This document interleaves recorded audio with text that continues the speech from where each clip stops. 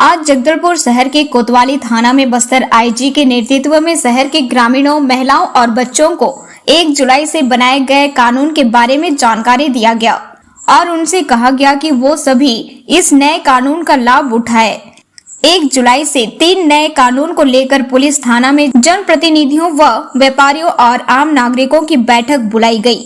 Bastar IG सुंदर राज P ने 3 नए कानून भारतीय न्याय संहिता 2023, भारतीय नागरिक सुरक्षा संहिता 2023, भारतीय साक्ष्य अधिनियम 2023 के बारे में विस्तार पूर्वक जानकारी दी।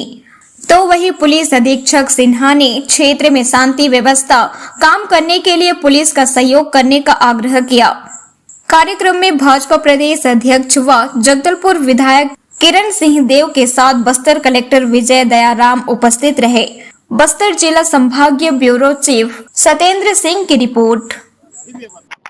बहुत बहुत अभिनंदन। आज 1 तारीख को जैसे 3 अधिनियम बदले, 3 कानूनों में परिवर्तन हुआ है और जैसे नाम के अनुरूप है, दंड संहिता को न्याय संहिता, साक्ष्य संहिता, ऐसे नागरिक संहिता में परिवर्तित करने का काम मैं तो आदरणीय प्रधानमंत्री जी नरेंद्र मोदी जी को, आदरणीय गृह मंत्री जी को बहुत बहुत धन्यवाद और अभिनंदन।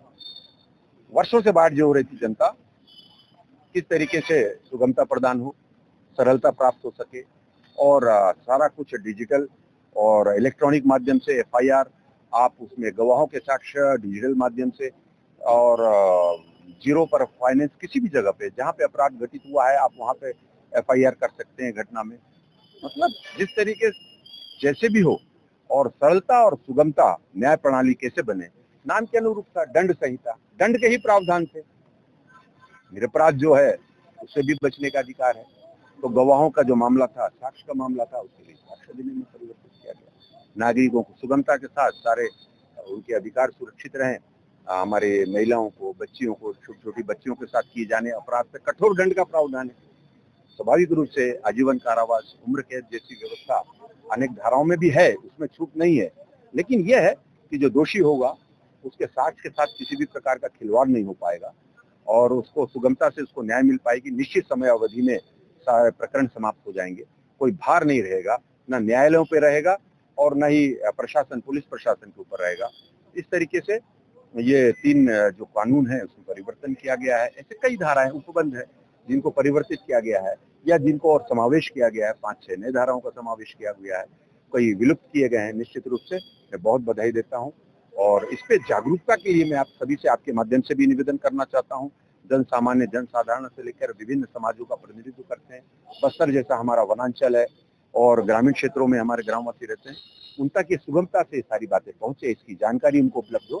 मैंने जिला प्रशासन और पुलिस प्रशासन के जो मुखिया हैं यहाँ पर, जो उनके ऑफिशियल्स हैं, उनको भी मैंने इस बात के लिए कहा है कि शिविर लगाकर अथवा हमारी जो ग्राम सभाओं की पद्धति है, पंचायतों में इस तरीके से योजना आयोजन करके और इसकी जानकारी नीचे गांव तक, गांववासी तक पहुंचे, जिसके बारे में उनको जानकारी मिले।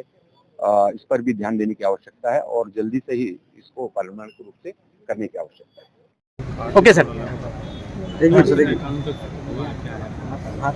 जैसे हमारे देश के 3 पुराने कानून, जैसे Indian penal code, criminal procedure code या इंडियन एविडेंस एक्ट के एवज में आज 1 जुलाई 2024 से 3 जो हमारा नवीन कानून है, भारतीय नागरिक सुरक्षा संहिता है, भारतीय साक्ष्य संहिता है और भारतीय न्याय संहिता है, ये तीनों कानून का आज से क्रियान्वयन की जा रही है। इसकी संदर्भ में सभी थाना में आज कार्यक्रम आयोजित किए जाकर क्षेत्रीय जनप्रतिनिधि और सभी सामान्य नागरिक को आमंत्रित करके ये 3 नया कानून का जो प्रावधान के संदर्भ में और इसमें पीड़ित को किस प्रकार का जो न्याय मिलेगा, उनकी जो प्रक्रिया में क्या कुछ सरलता ले आ रहा है, इन सब विषय पर कार्यक्रम आयोजित करके सबको जागरूक की जा रही है। और अभी हमारा संवाद में भी, बस्तर संवाद में भी इसका क्रियान्वयन शुरू हो गई। आज सबसे पहले जो दंतेवाड़ा जिला कोतवाली थाना अंतर्गत जो पहले जो प्रकरण पंजीबद्ध भी हो गए थे और आने वाले समय में जैसा जैसा केस थाने में आएगा उस हिसाब से जो नवीन कानून के तहत कार्रवाई प्रारंभ हो जाएगा। और कल तक जैसा 30 जून तक जो प्रक्रिया तो पुराना कानून के तहत की जा रही है और आज से जो अपराध पंजीबद्ध होगा वो नवीन कानून के तहत की जाएगी।